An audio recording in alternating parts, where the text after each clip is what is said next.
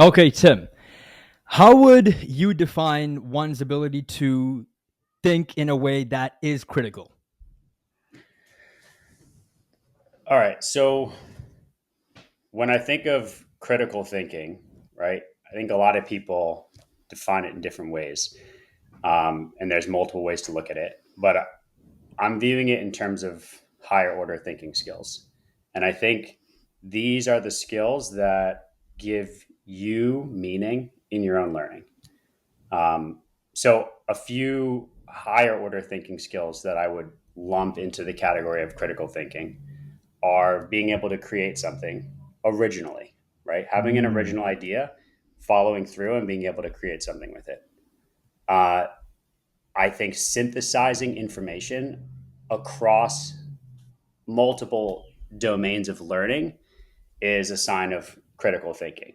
And what I mean by that is a lot of people are able to synthesize information within one domain, like let's say biology, right? I can learn a Uh-huh. lot about different concepts or different ideas in biology and synthesize those together. It's still within the same context.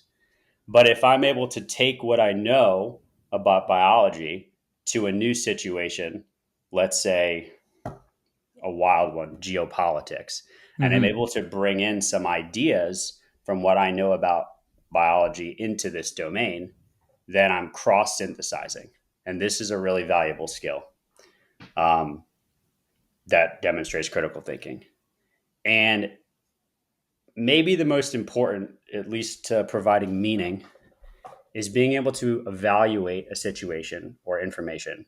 So, evaluation, but not like machine evaluation, more looking at it from your own personal experience, your own cultural context, your own embodied experience, looking at things from multiple angles and perspectives.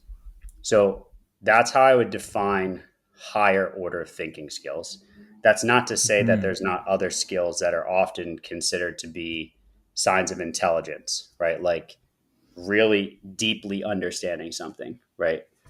Uh, really being able to take lots of information, understand it, and recall it, right? This is traditionally seen as a sign of intelligence. It's often what schools focus on, right? Is being able to uh, Mm-hmm. recall information that you've learned, right? And this is a really important skill. I wouldn't call it a higher order thinking skill. I'd call it the highest lower order thinking skill. Like it's Mm-hmm. the top one you can do.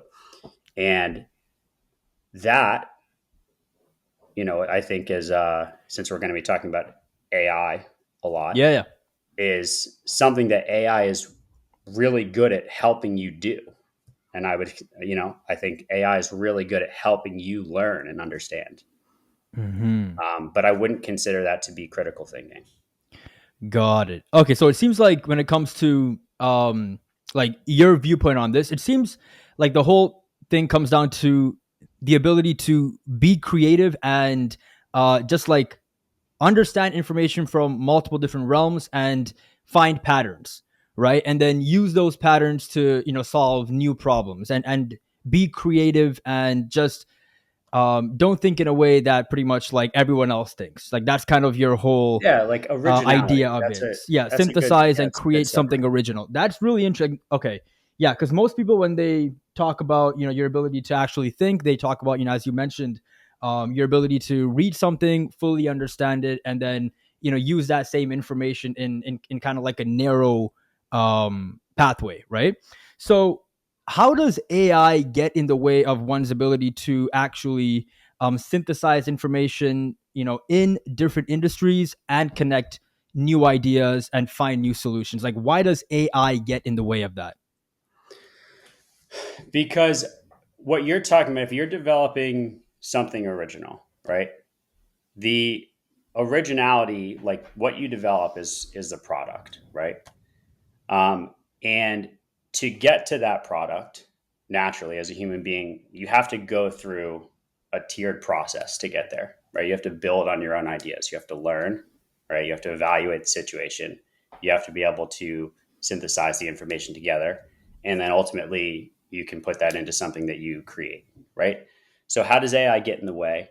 Well, it takes over a lot of those steps, which gives less meaning and value to getting to the ultimate goal of creating something, right?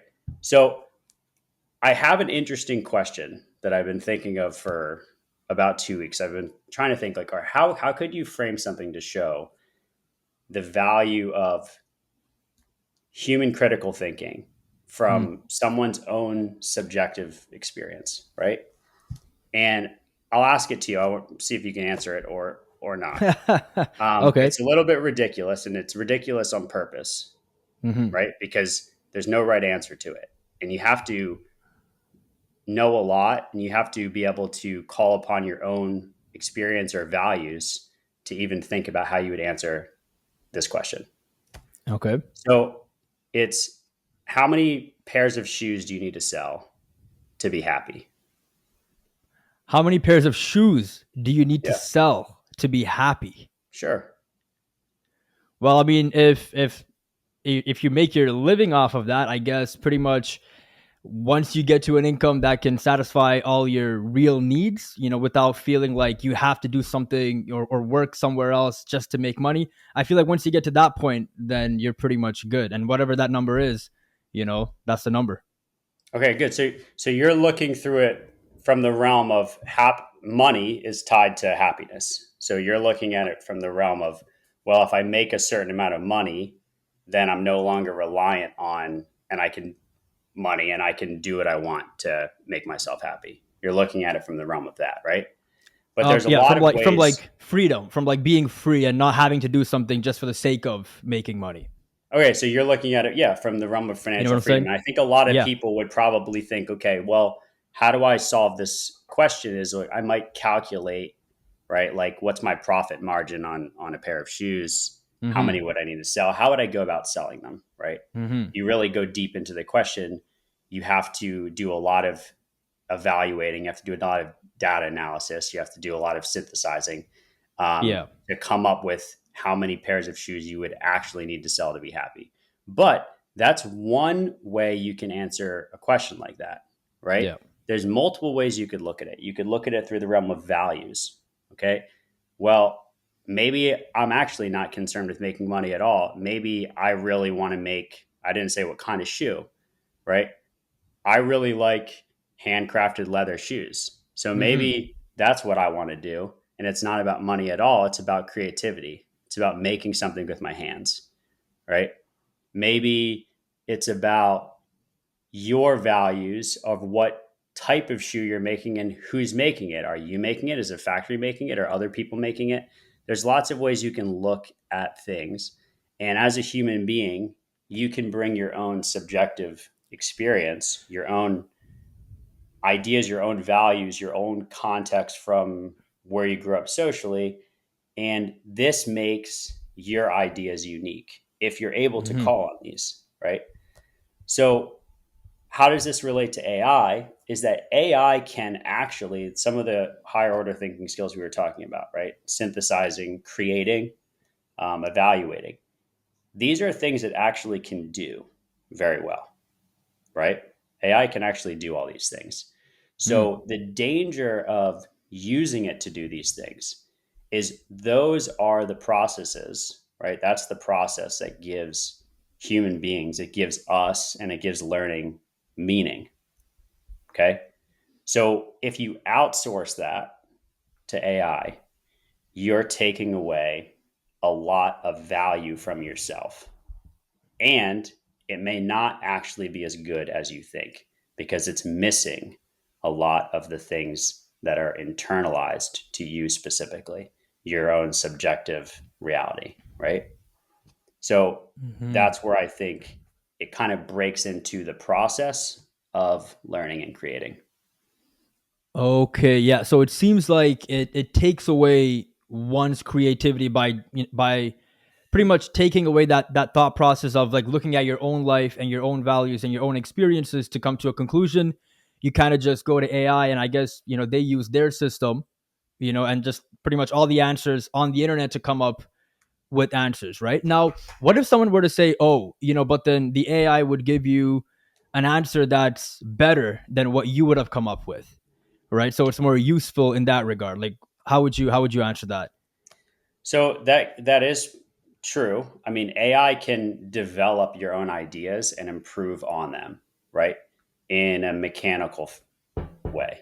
So if you do use AI for the purposes of developing and deepening your own thinking, that is a very efficient way of using a tool in parallel, right? It's you're using it in parallel with the process that we've already lined out, right? The learning process. So if I use AI as part of the process, then that is a great use of it because I'm deepening my understanding, right? So Hmm. what you want to avoid, and here's a really interesting study that came out from, if you know Claude, the large language model Claude. It's from Claude? Anthropic. No, Yeah, I haven't heard of that. it's a really, really good model. It's Huh. the one I use most of the time. So it's a Okay. company called Anthropic, and they have a model. It's called Claude. And in April, they released a study on about 1 million university students that used Claude. Okay. And what they found was pretty alarming because 70% of students were using Claude for creation or evaluation, Hmm. meaning that college students were jumping to the product. They were using Claude to jump directly to the product, right? Instead of going through the process of learning themselves. And why is this a bad thing? About 2 weeks ago, there was another study on ChatGPT and SAT essays. I don't remember exactly what it was, but essentially what this was looking at was students. The one group was using ChatGPT to write an essay, and the other students had to write it manually, right?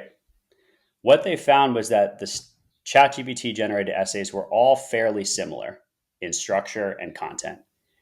And the human generated ones were a little bit worse in terms of structure and grammar, but they were very divergent in ideas. Hmm. The follow up to this was what's interesting, and this is what shows the danger of outsourcing, right, directly to creation. The danger of this is that um, they ask the students 20 minutes later to try and rewrite the essay that they developed. Uh huh. This you could probably guess what happened to the students Yeah. that used ChatGPT, right? They were Yeah. not even able to rewrite like remotely similar the essay that was already written, while the students that wrote it themselves were able to get fairly close to writing it like moderately similar, right? Yeah. So Yeah. what does this show? It shows that when you outsource your idea directly to the product and you bypass the process, that you yourself don't actually learn anything. You don't internalize it. So while you might be able to Hmm. produce something that looks good on the surface and someone else might be like, oh man, wow, this guy's is really smart, that this is a great essay. If anyone were to talk to you about it, right, you would have no idea what you're talking about. So it's almost like you'd be Hmm. fabricating intelligence. And I'm sure this will be something that happens a lot, right? But um, I think that's the danger.